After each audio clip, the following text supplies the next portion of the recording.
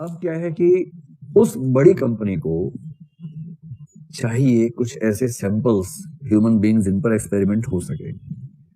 और अमेरिका की हालत ऐसी है ह्यूमन राइट्स की, अगर आपने किसी व्यक्ति को बता के उससे पूछ के एक्सपेरिमेंट किया और तब भी गलत हो गया और उसने केस कर दिया मेडिकल नेग्लिजेंस का, फिर जो राशि मिलती है वो राशि भारत के लोग सुन के सोचते काश हमें हो जाता है, ये ऐसी राशि मिलती है कि 9,000 करोड़ रुपए की राशि कोर्ट ने आदेश दिया इस कंपनी को कि इस व्यक्ति को प्रदान करे, क्योंकि इसको ट्रॉमा से गुजरना पड़ा है। भारत के लोग चाहते हैं कि ट्रॉमा हमें हो जाता है, अगर इतनी राशि मिल सकती है तो हमें सुपर ट्रॉमा हो जाए, लेकिन कम से कम इतनी राशि तो मिले।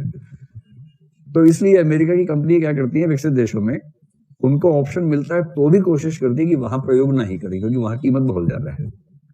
गरीब देश ढूंढती हैं, जैसे भारत को ढूंढ लिया। फिर भारत की पॉलिसी देखती हैं कि अगर भारत की पॉलिसी ये है कि हॉस्पिटल्स, प्राइवेट हॉस्पिटल्स रिसर्च कर सकते हैं, एक्सपेरिमेंट्स कर सकते हैं, तो कोई दिक्कत ही नहीं है। तो वो कंपनियां उन हॉस्पिटल्स से टाई अप कर लेती हैं, लीगल टाई अप कर लेती हैं कि हम जॉइंट वेंचर में काम करेंगे, पैसे का निवेश हम करेंगे, टेक्नोलॉजी का निवेश हम करेंगे, तुम बस इंसान ढूंढ के लेना थोड़े से जिनमें प्रयोग कर सकते हैं। अगर कानून मना करता है तो ये कंपनी अपनी सरकार से बोल के उस गरीब देश की सरकार पे दबाव बना के क्राइसिस फंडिंग करवा के पॉलिसी चेंज करवा लेती हैं पहले, और उस नई पॉलिसी में मेडिकल कंपनियां यहाँ की कंपनी से टाई अप कर लेती हैं, और फिर खुला खिल फर्रुखाबादी शुरू होता है। उसमें दो तरीके हैं। एक मेडिकल ट्रायल होता है जो बता के किया जाए, क्लिनिकल ट्रायल या रिसर्च। एक तो होता है बता कर किया जाए, ये तो ईमानदार मामला है, इसमें क्या समस्या आती है बाद में देखेंगे। दुख ये है कि क्लिनिकल ट्रायल्स का बड़ा हिस्सा बिना बताए किया जाता है, चुपके से या बिना बताए।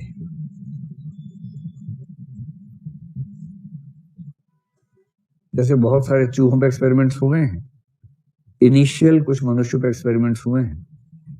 अब कंपनी ने डॉक्टर से बात कर ली, आप किसी भी प्राइवेट हॉस्पिटल या प्राइवेट क्लिनिक में जाएंगे तो दिन में 1-2 घंटे का समय होता है जहां चमड़े के बैग वाले 7-8 लोग बाहर खड़े होते हैं एक साथ, जिनको एमआर कहते हैं, मेडिकल रिप्रेजेंटेटिव्स होते हैं।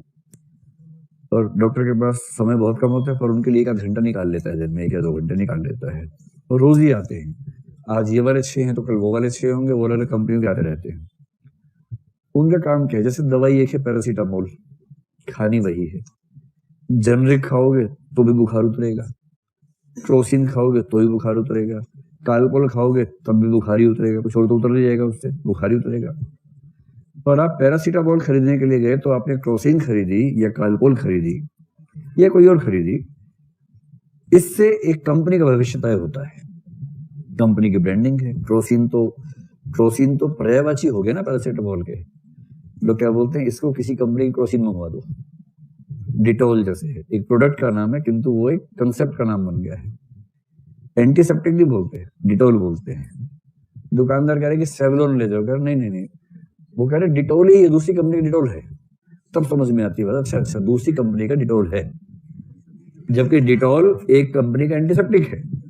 और वो नाम इस तरह से बैठ जाता है दिमाग के अंदर कि हम एक प्रोडक्ट नेम को रिप्लेस करते हैं दूसरे प्रोडक्ट नेम से, जो मेडिकल साइंस में खूब है।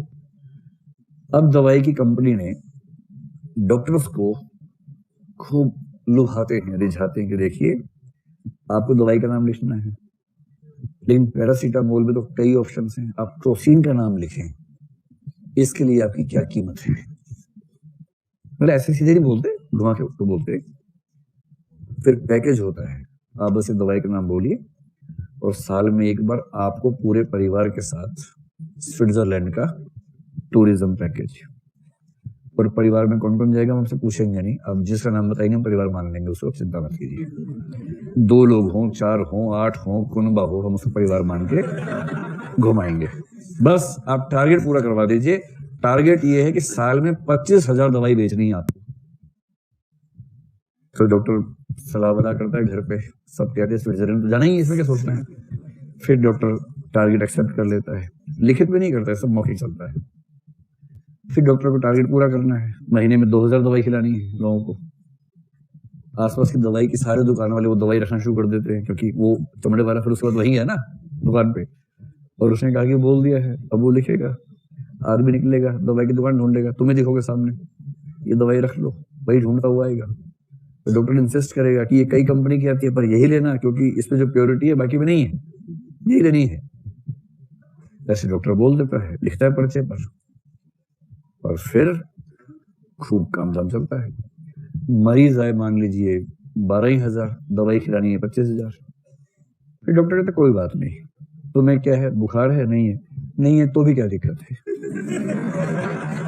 कोई नुकसान थोड़ा ना हो रहा है, खा लो क्या दिक्कत है। तो कई ऐसे पेशेंट जिनको एग्जैक्टली वो प्रॉब्लम नहीं है लेकिन एसोसिएटेड प्रॉब्लम है, उनको भी खिला दी। 3 दिन काफी थी, 5 दिन खिला दी, 5 दिन खा लो। और फिर क्या लिखता है, 9 दिन की लेना, 5 दिन में देखना ठीक लगे तो छोड़ देना, ना ठीक लगे तो 7 दिन, फिर भी ठीक ना लगे तो 9 दिन, 9 दिन बाद मेरे पास फिर से आ जाना। और 5 दिन में आदमी ठीक हो ही जाता है।